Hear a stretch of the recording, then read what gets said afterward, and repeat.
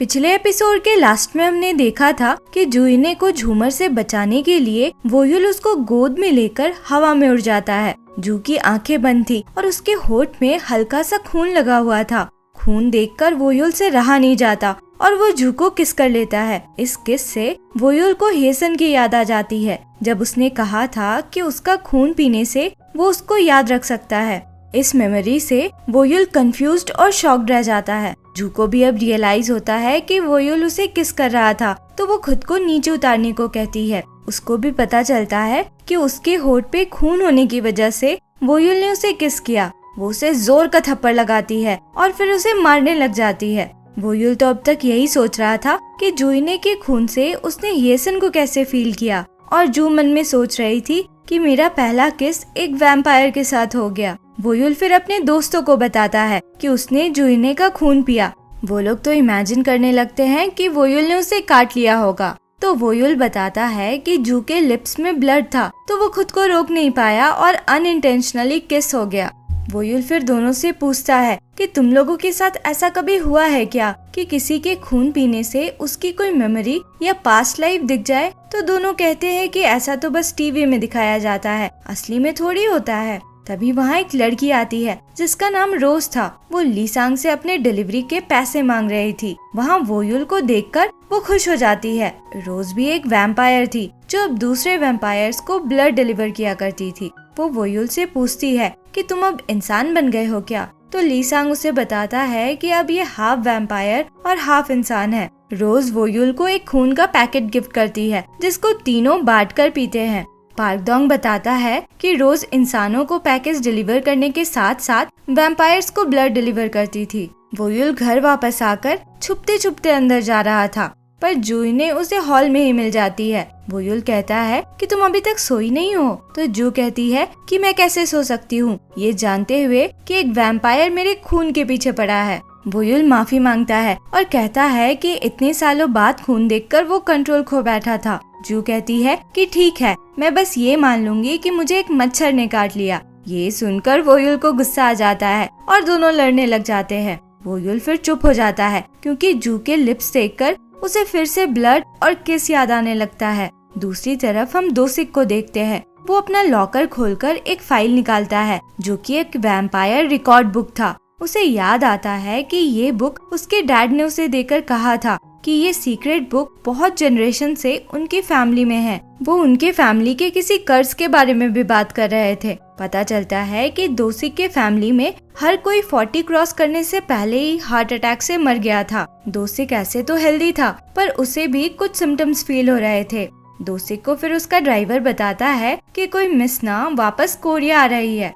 इधर वोयुल पार्कडोंग के शॉप पे था। वो अब भी जूहीने के बारे में ही सोच रहा था। उसे समझ नहीं आ रहा था कि आखिर उसमें क्या खास बात है। पहले तो उसने उसका कॉफिन खोल लिया, फिर जब भी वो किसी डेंजर में होती है तो उसका दिया बाइट मार्क एक्टिव हो जाता है। ऐसा लग रहा था जैसे वो दोनों किसी तरह से कनेक्टेड हैं। पार्कडोंग के रेस्टोरेंट के सामने ही हाई स्कूल था जहाँ जूहीने काम करती थी। वोयुल उसको वहाँ देखता है और जब पार्कडोंग को वहाँ कुछ डिलीवर करना था तो वो कहता है कि वो उसकी जगह चला जाएगा। वहाँ उसे पता चलता है कि जू स्कूल नर्स है, तो वो बाहर से जाकर उसको काम करता देखता है, पर स्कूल का वॉचमैन उसको बाहर निकाल देता है। वोयुल उससे बार बार कह रहा था कि वो कोई काम ढूंढ रहा है।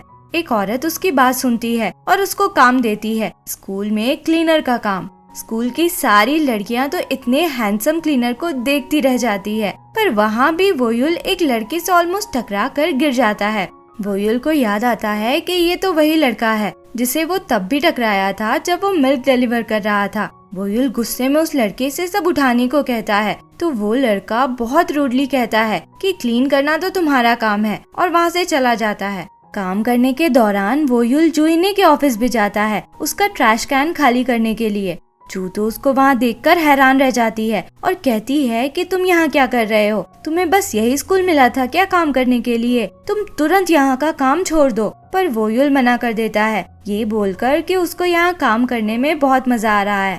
फिर हम दोसिक को देखते हैं। वो जूहीने को मैसेज करके डिनर के लिए पूछता है। वो मान जाती है तो वो बहुत खुश हो जाता है। रात में दोनों डिनर के लिए एक रेस्टोरेंट जाते हैं। जूही हैरान होती है क्योंकि वहाँ और कोई भी नहीं था। तो दोसिक बताता है कि ये रेस्टोरेंट अभी ऑफिशियली ओपन नहीं हुआ है। ये दोसिक के ही कंपनी का रेस्टोरेंट था जो नेक्स्ट वीक ओपन होने वाला था। इधर वोयुल वापस घर आता है तो मिस्टर को उसका वेट कर रहा था।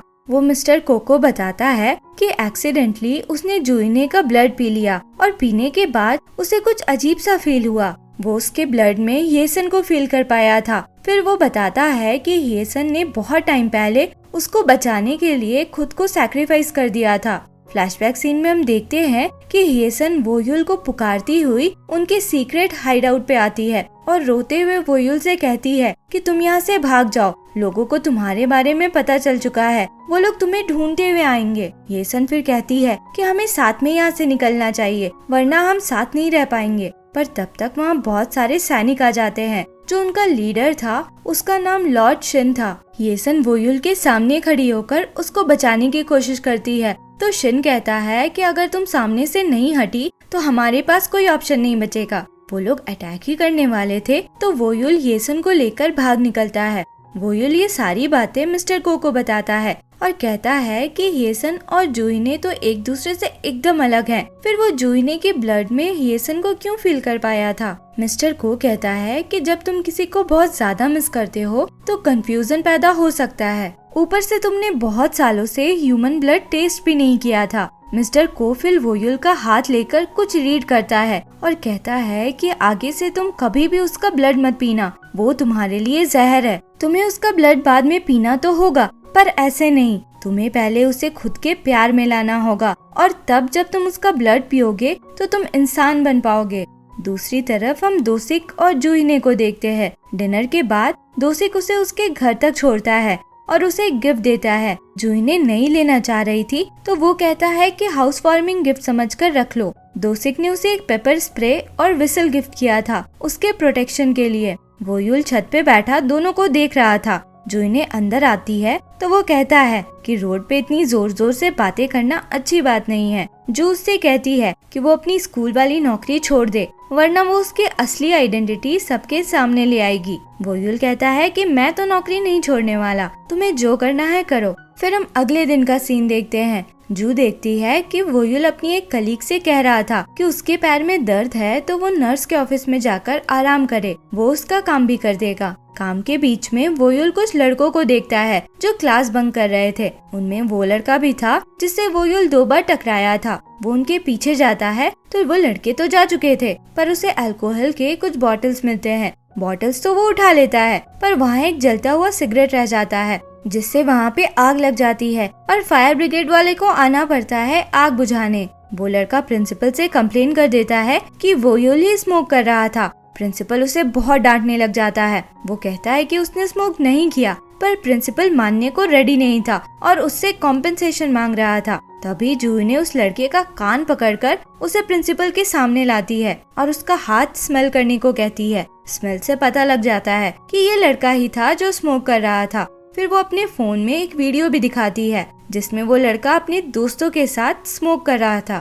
नेक्स्ट सीन में हम 2 लोगों को देखते हैं जिनके शॉप्स वोयुल के घर के पास में ही थे। उनमें जो लेडी थी उसे वोयुल पे शक था कि ये खुद को उस घर का ओनर बताता है पर उन लोगों ने तो उसे कभी देखा नहीं है। एक्चुअली कुछ समय पहले उस एरिया के रीडेवलपमेंट होने की बात थी पर उस घर के ओनर ने घर बेचने से मना कर दिया था जिसकी वजह से रीडेवलपमेंट नहीं हो पाया। इस औरत को उस बात का भी गुस्सा था। वो कहती है कि उन्हें पता करना होगा कि ये वोयुल आखिर आया कहाँ से है। वोयुल घर आकर जू के बारे में ही सोच रहा था। आज उसने जैसे उसे डिफेंड किया वैसे ही येसन ने भी उसे डिफेंड किया था। उसे जू और येसन की कुछ बातें सिमिलर लग रही थी। फिर हम दोसिक को देखते हैं। वो किसी मिस ना नाम की लड़की को पिक करने एयरपोर्ट गया हुआ था। इधर वोयुल जूही के पास जाकर उसे बड़े ध्यान से देख रहा था। फिर वो उसे येसन कहकर बुलाता है और पूछता है कि तुम येसन हो ना। दूसरी तरफ हम मिस ना का चेहरा देखते हैं, वो येसन ही थी। और इसी के साथ ये एपिसोड यहाँ खत्म होता है। आगे क्या हुआ इसके लिए मिलते हैं अगले एपिसोड में। अगर एक्सप्लेनेशन पसंद आया हो तो लाइक शेयर एंड सब्सक्राइब करें। Thank you for watching.